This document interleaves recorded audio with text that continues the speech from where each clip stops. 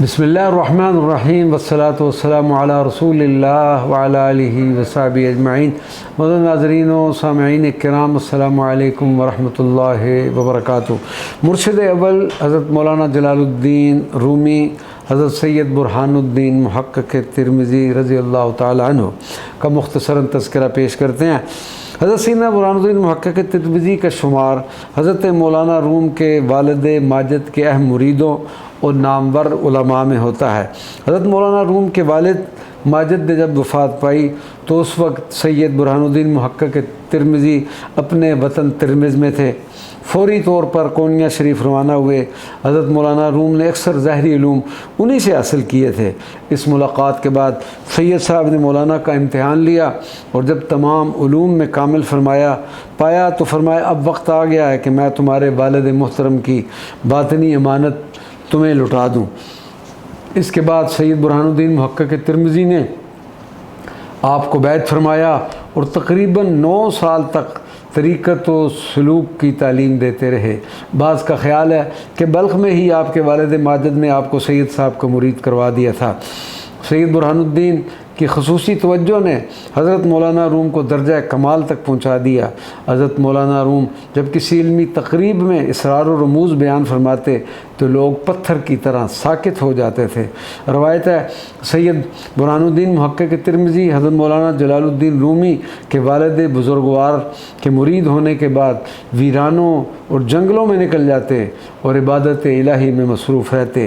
ریاضت کی یہ کیفیت کی کہ سر و پا برہنہ 12 سال تک متواتر پہاڑوں اور جنگلوں میں پھرتے رہے۔ ایک تھیلے میں جو رکھا کرتے، 10ویں دن جو کہ 3 دانے کھا لیتے۔ بھوک کو ضبط کرتے کرتے آپ کے سارے دانت گر گئے تھے۔ ایک روز غیب سے آواز آئی اب ریاضت نہ کرو اور اتنی زیادہ تکلیف نہ اٹھاؤ۔ سید صاحب نے عرض کیا کہ جب تک مشاہدہ جمال نہ ہوگا اپنا مجاہدہ نہ چھوڑوں گا۔ حالت یہ ہو چکی تھی کہ جو کچھ بارگاہ رب العالمین میں عرض کرتے وہ فوراً پوری ہو جاتی۔ حضرت سید برہان الدین محقق ترمذی کے خاص الخواص مریدین سے روایت ہے کہ جب آپ کی ظاہری عمر ختم ہونے کو آئی اور انتقال کا وقت قریب آیا تو آپ نے اپنے خادم سے فرمایا کہ پانی گرم کر کے لاؤ، پھر اس کو حجرہ میں رکھوا کر دروازہ بند کر دیا اور فرمایا شہر میں اطلاع کر دو کہ سید غریب کا انتقال ہو گیا ہے۔ خادم کہتا ہے کہ میں نے دروازے سے جھانکا، سب سے پہلے آپ نے وضو کیا، اس کے بعد غسل کیا، کپڑے بدلے اور ایک کونے میں لیٹ گئے اور بآواز بلند فرمایا آسمان اور اہل آسمان پاک ہیں، پاکوں کی روحیں حاضر ہیں۔ اے حاضر وقت، جو امانت مجھے ملی تھی وہ مجھ سے لے لے، انشاءاللہ تعالی مجھے صابرین میں سے پاؤں گے۔ یہ فرمایا اور اپنی جان جانا کے سپرد کر دی۔ خادم رونے لگا، کپڑے پھاڑ ڈالے۔ وزیر وقت شمس الدین کو اطلاع ہوئی، سب چھوٹے بڑے روتے ہوئے حاضر ہوئے اور آپ کو اسی مقام پر دفن کر دیا گیا۔ دفن کے بعد بے شمار تعداد میں قرآن پاک پڑھوائے گئے، غرباء اور مساکین کو خیرات تقسیم کی گئی اور مزار پر گنبد بنوایا گیا، مگر چند روز بعد وہ گر گیا۔ پھر ایک محراب بنوائی گئی، وہ بھی گر گئی۔ ایک شب وزیر شمس الدین کو خواب میں اشارہ ہوا کہ ہماری مزار پر عمارت نہ بنائی جائے۔ چیلم کے بعد ان واقعات کی اطلاع حضرت مولانا جلال الدین رومی کو دی گئی۔ مولانا روم اپنے خدام کے ہمراہ کیسری تشریف لائے۔ عصر نو عرس کا اہتمام کیا گیا۔ سید صاحب کا سامان اور کتابیں وزیر شمس الدین نے حضرت مولانا کی خدمت میں پیش کیں۔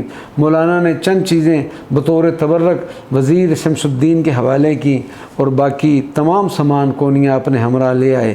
حضرت مولانا جلال الدین رومی کے پوتے اور تیسرے سجادہ نشین حضرت شیخ عارف چلپی بیان فرماتے ہیں کہ سید صاحب کی ریاضت و عبادت کی یہ حالت تھی کہ 10 یا 15 دن کے بعد روزہ افطار کرتے۔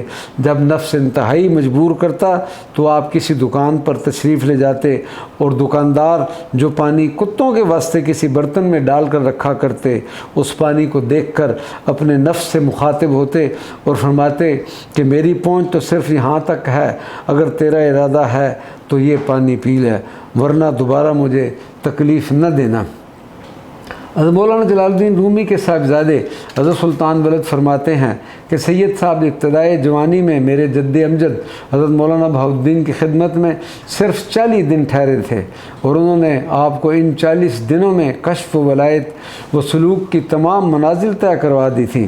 حضرت مولانا جلال الدین رومی حضرت سید برہان الدین محقق ترمذی کے متعلق ارشاد فرماتے ہیں کہ سید صاحب کا یہ مقام ہے کہ ایک مرتبہ آپ ہمارے حجرہ میں موجود تھے، اور ایک رات میں اللہ تبارک و تعالیٰ نے 80 مرتبہ سید صاحب پر تجلی فرمائی۔ اسی وجہ سے آج بھی سید صاحب کے مدار مبارک سے انوار و تجلیات کا ظہور ہو رہا ہے۔ اللہ تبارک و تعالیٰ اس سید کریم کے وسیلہ سے ہماری بخشش و مغفرت فرمائے۔ وما علینا الا البلاغ المبین۔